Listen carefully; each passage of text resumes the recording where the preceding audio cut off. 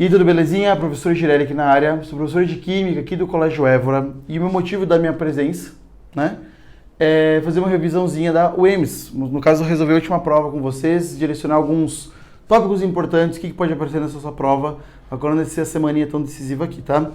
Já quero fazer um pedido aqui para que você se inscreva no canal aqui do YouTube e que, se você tiver outras provas que você deseja acompanhar, fazer outros tipos de revisões, aqui nesse canal também tem vários vídeos importantes, tá? O material dessa revisão está no link aqui na descrição do vídeo, separa tudo certinho e vamos lá. Vamos resolver a questão número 41. A questão número 41 diz assim: óxidos são considerados compostos binários em que o elemento mais eletronegativo é o oxigênio. A cenário alternativa que aparecem somente óxidos básicos. Vamos lá. Óxido, como ele falou ali no próprio texto, é um composto binário. O que significa isso? Ele é formado por apenas dois elementos, né? No caso, ele tem que ser o oxigênio, um deles, e o outro elemento tem que ser algum outro demais da tabela periódica. Só que tem uma regrinha, ele falou que o oxigênio é o elemento mais eletronegativo. Isso quer dizer que ele seria o ânion do processo, o ânion da substância, enquanto que os demais deveriam ser o cátion. O único elemento que vence do oxigênio na eletronegatividade é o flúor. Então, o oxigênio com flúor não formaria supostamente um óxido, porque o oxigênio não estaria sendo mais eletronegativo, tá? Então, tem que ser com qualquer outro elemento. No caso, tem uma regrinha que é o seguinte: óxidos básicos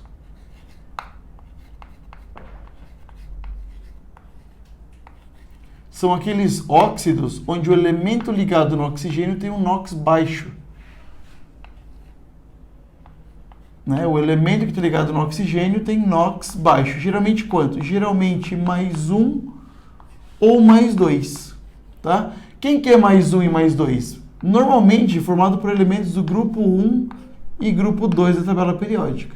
Mas, por exemplo, pode ser para qualquer outro elemento que também tenha esses NOx aqui. Tá certo? Pelas alternativas aqui, você teria que pegar elas aqui e acabar vendo se tem algum desses elementos presentes aqui para poder fazer a marcação. Na letra A, a gente tem o ZNO. Aqui a gente tem já de cara uma exceçãozinha, tá? O ZNO, como o oxigênio tem NOx menos 2, o zinco acaba sendo mais 2. Aí você fica, beleza, isso aqui vai ser um óxido básico. Na verdade, o zinco ele é um óxido anfótero. Ele pode tanto reagir com bases, quanto ele pode reagir com ácidos. Então, toma muito cuidado, tá? Zinco é anfótero. Quanto mais para a esquerda da tabela periódica e menor a carga, maior a pretensão de ser básico, tá? Então, zinco anfótero. Beleza? A gente vai ter também ali na letra B agora, Ag2O. Ó, Ag2O, a prata, óxido de prata aqui, a prata tem NOx mais 1. Sim, isso aqui vai formar um óxido básico. Li2O, lítio, ele é um elemento do grupo 1 da tabela periódica. Então, ele também vai ser mais 1.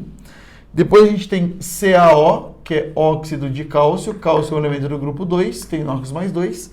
E depois, óxido ferroso, que é o FeO. Sim, de novo, o ferro tem NOx mais 2. Sempre no caso para óxidos, tá? Óxidos e não peróxidos. Óxidos, você vai considerar o oxigênio com NOx menos 2. E aí você pode descobrir o NOx do elemento que está logo junto com ele. Todo mundo aqui ficou mais 1 e mais 2, então sim, nós temos a resposta da nossa questão. Letrinha B, tá bom? Só um outro complemento aqui, além do óxido de zinco, tem outro óxido anfótero, que é o Al2O3, que é um óxido importante aqui, bem clichê, eu diria, dentro da parte dos anfóteros. Tá bem? Então, feito isso, uma questãozinha de óxidos, uma questãozinha de funções inorgânicas.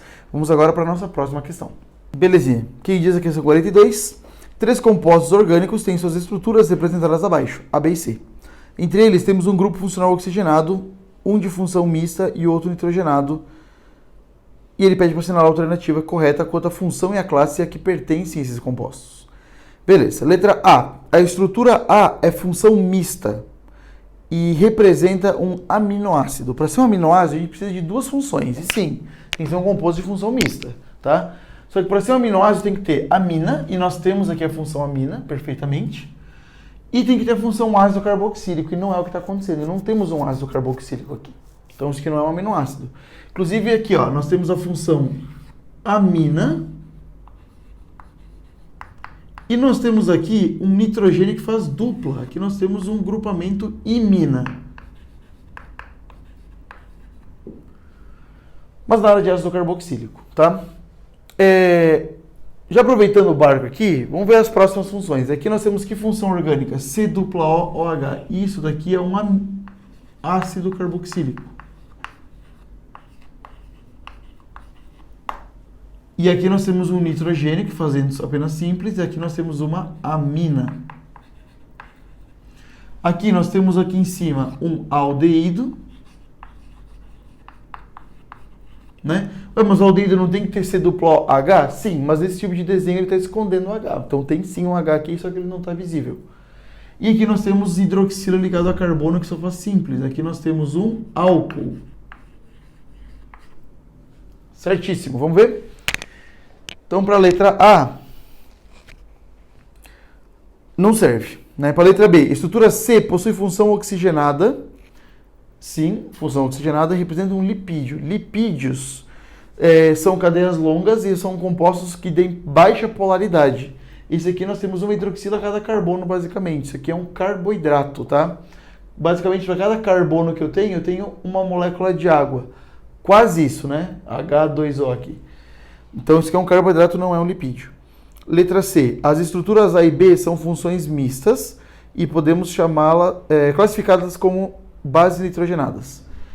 Isso aqui é uma base nitrogenada, tá?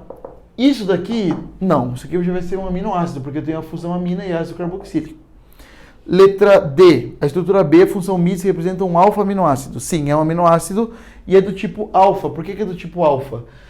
Na química, toda vez que a gente tem um ácido carboxílico aqui, ó, esse aqui a gente chama de carbono da carboxila, esse que eu fiz de vermelho, e todo carbono vizinho da carboxila nós chamamos de carbono alfa.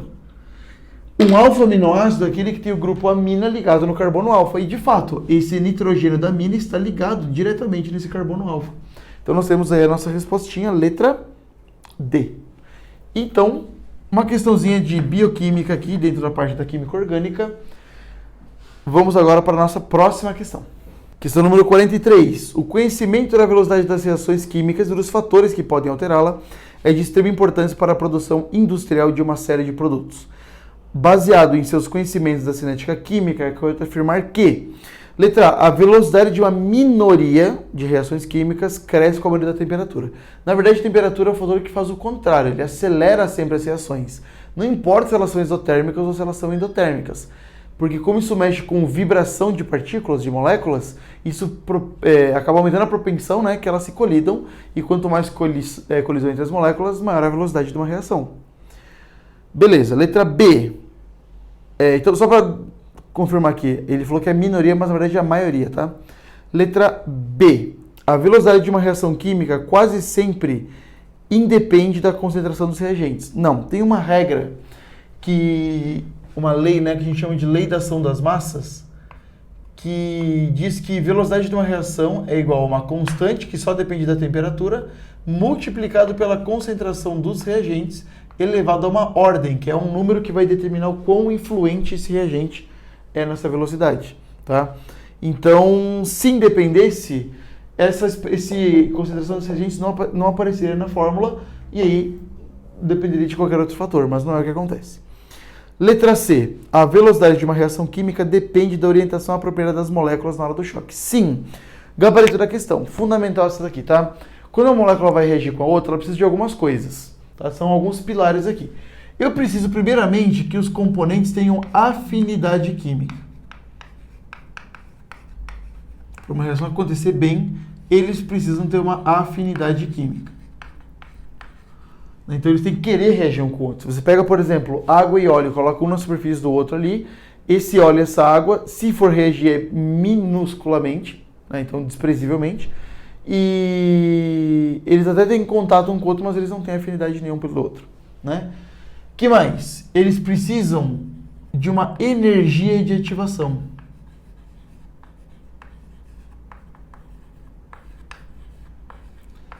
Então não basta estar afim. Precisa de uma energiazinha para começar a reação, tá? E além disso, eu preciso ter o contato. Eu preciso de choques. Só que não é qualquer tipo de contato, eu preciso de choques efetivos.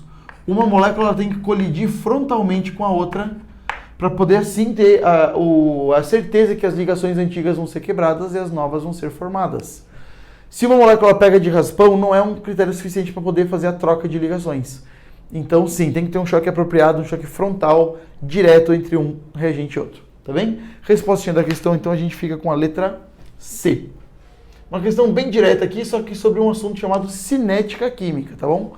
Até agora foi óxidos, química inorgânica, depois química orgânica, a parte de aminoácidos e proteínas, e bioquímica de modo geral, e agora uma questão sobre cinética dentro da físico-química. Feito isso, vamos para a próxima questão. Questão número 44 agora. A fenolftaleína, ou 3,3 bis para hidroxifenil, ftalida, é um composto bastante empregado em química, principalmente na verificação de acidez e basicidade de substâncias. É obtida pela reação abaixo. E ele mostra essa reação aqui bonitona, bem extravagante, eu diria, né? Bem fora do comum aqui. Baseado nas reações químicas orgânicas, é correto afirmar que um composto A é 1, ele quer que você classifique e escreva a fórmula dele. Tem duas formas de você montar isso. Só que, na verdade, uma delas, ela não vai te levar muito bem na resposta, porque uma delas é você ver pela fórmula, pela diferença de fórmula aqui. Só que todas as alternativas têm a mesma fórmula ali, basicamente, né? Então, você teria que ver pela função orgânica mesmo. Outra forma de você ver é vendo o que está mudando de antes para depois. Por exemplo, aqui você está vendo que tem dois fenóis, né? Onde nesse composto que tem esse fenol? Esse fenol está aparecendo aqui em cima. Ó. Parece que é como se esses dois compostos aqui, esses dois fenóizinhos, vieram grudar nessa parte aqui de cima. Então eu poderia pensar que o meu desenho anterior, ele tinha essa estrutura de baixo, já que os dois fenóis estão aparecendo aqui em cima. Então eu poderia pensar que seria isso aqui, ó.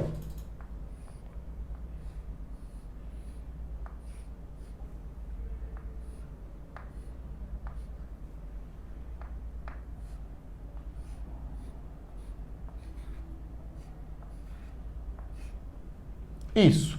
E essa ligação que está indo para esse fenol aqui, o que tinha nesse fenol antes de ter essa ligação? Se você olhar para o desenho aqui, ó, aqui atrás não aparece, mas a gente tem um hidrogênio. Então esse fenol aqui ele estaria perdendo esse hidrogênio e esse fenol estaria perdendo esse hidrogênio. Mas esses dois hidrogênios que estão saindo aqui, eles estão indo para onde, afinal? Uma das desconfianças que você pode ter aqui é que ele está indo para essa molécula de água, como se cada um estivesse perdendo esse hidrogênio para formar esses H2O aqui. Só que esse oxigênio estava onde? Bom, vamos lá. Essas duas ligações aqui, que estariam para aqueles fenóis, no desenho anterior elas não existiriam, porque elas só existem depois que os fenóis estão ligados, né? Você poderia pensar que tem hidrogênio aqui, mas aí o número de hidrogênios não bateria. Tem aqui antes da seta eu tenho 2 oxigênios, né? Depois da seta eu tenho 1, 2, 3, 4 e 5. Então tem 3 oxigênios aqui que eu não estou mostrando ainda. 2 já apareceram aqui, beleza, falta 1. Supostamente essas duas ligações aqui, elas poderiam estar para o quê? Para outro oxigênio, fazendo uma dupla, por exemplo. Aí seria mais ou menos uma reação de que tipo? Eu quebraria essa ligação dupla aqui, por exemplo, e ligaria, essas duas ligações eu abriria em duas para poder ligar nesses dois fenóis. Os hidrogênios dos fenóis se combinariam com esse oxigênio para poder formar essa molécula de água. E aí, por fim, eu ter a fenolftaleína pronta. Só que aí, para esse composto existir aqui, eu tenho que saber a função orgânica dele.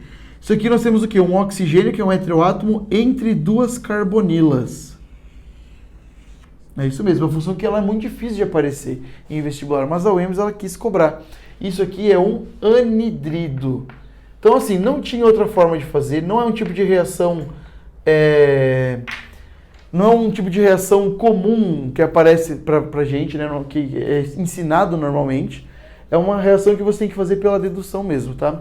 Então, pela diferença de átomos aqui, a gente tem um anidrido. Respostinha fica a letra D. Respostinha fica a letra D, tá bom? E agora, por fim, então, mais uma questão de química orgânica, de reações orgânicas. Agora a gente vai para a nossa última questão da nossa provinha da UEMS.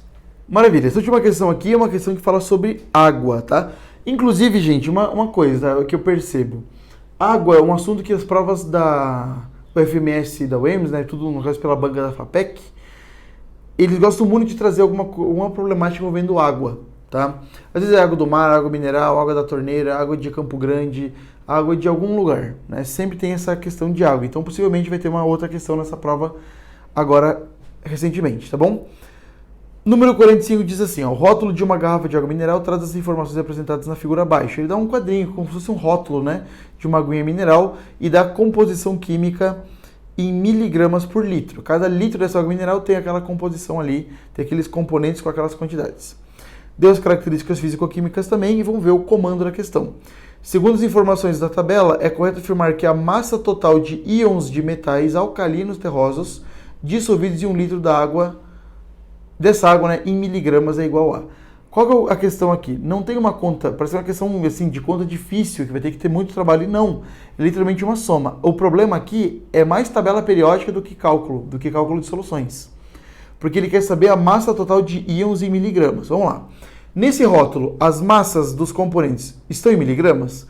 Sim. O único desafio que você vai ter aqui é saber quem que são metais alcalino terrosos. Quem são os metais alcalino terrosos? Os elementos do grupo 2 da tabela periódica. Nós temos aqui quem? O besouro magrinho que casou com a senhora barata. Olha só. Beleza? São todos elementos que eles têm NOx mais 2 quando combinados com alguém. No caso, na água, eles também vão ter esse NOx. Então, eu vou ter magnésio, berílio, cálcio, estrôncio, bário e rádio. Só que na água não precisa ter todos eles. Você tem que achar onde eles estão aqui, tá? Então, dessa água que a gente está usando aqui, no caso a gente tem cálcio, sim, ele deu uma quantidade legal de cálcio, deu uma quantidade de magnésio e de estrôncio.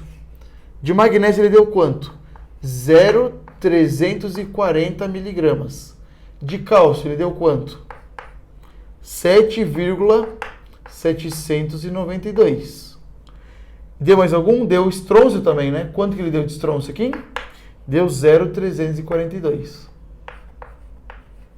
Tem algum outro metal alcalino terroso? Não tem, só tem esses 3 mesmo, tá? Então ele quer que você só some. Ele quer saber a massa total dos íons, ou somar a massa de todos eles. Se eu somar a massa de todos, eu vou ter 8,474 miligramas disso. Em que quantidade? Em 1 litro de água mineral. Mas era para 1 litro que a questão queria. Então não tem nada de especial aqui, era literalmente só somar mesmo. Tá bom? Feito isso, já temos a resposta da questão, já temos letra B. Não era uma questão de soluções, era uma questão de tabela periódica. Olha que loucura. Beleza? Muito bem, todas as questões da última prova estão resolvidas. Galera, nessa reta final aqui agora, a minha recomendação é que você mantenha sua mente tranquila, tá? Vai dar tudo certo. O que você tinha para revisar aqui, você já está revisando, tá? Nessas revisões aqui do nosso YouTube, aqui você já pegou tudo que você precisava pegar. Aproveita para descansar, beleza? Sua prova vai ser massa, vai tirar uma notona altíssima. Espero muito que você passe. Qualquer outra coisa que vocês precisam, qualquer outro recurso que vocês acharem necessário, vocês podem procurar aqui o Évora, que a gente está à disposição, tá bom? Boa prova, gente, e até uma próxima.